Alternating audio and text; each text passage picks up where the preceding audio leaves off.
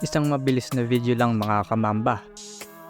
Talo nga ang Lakers kontra OKC. Tinapos nga ng Lakers ang 4-game road trip nila na may 2-2 ang record. Hindi rin pinalaro sa game na to si Cam Reddish dahil sa sore right groin nito. Ayon naman sa tweet ni Mike Trudell ay titignan pa nga kung makakabalik na ba sa lineup sina Rui Hachimura, Cam Reddish at Jackson Hayes sa linggo kontra Houston Rockets. Posible naman na hindi makapaglaro si LeBron James sa linggo kontra Houston Rockets dahil kung sakali daw na mataon na NCAA debut ito ng kanyang panganay na anak para sa koponan ng USC ay mas pipiliin na lamang nito pumunta at panoorin ang anak. Habang sinasabi nga ito ni LeBron ay may mga GOAT news pa nga. Saad pa nito, family over everything. I'm looking forward to his first game whenever he's cleared and whenever he's ready to have his first game. I already told my teammates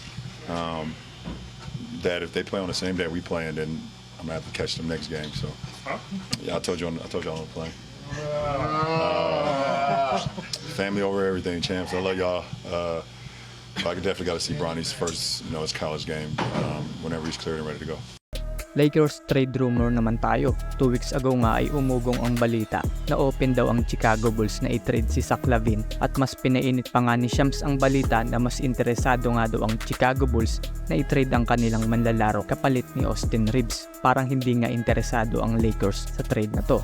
Kanina lamang, sinabi ni Jovan Buha ng The Athletics ay mas interesado pa nga raw ang Lakers kina Alex Caruso at DeMar DeRozan kaysa kay Zach LaVine. Matatanda ang matagal na rin nababalita na gusto ngang kunin ng Lakers itong si DeRozan at maibalik sa Lakers si the GOAT Alex Caruso. Pakinggan natin ang sinabi ni Jovan Buha patungkol sa trade rumor na to.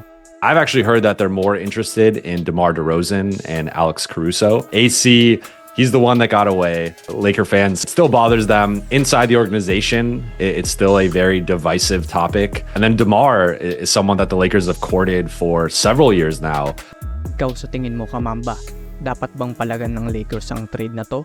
At sino ang magiging kapalit nila? Comment lang yun sa ibaba at pag-usapan natin yan.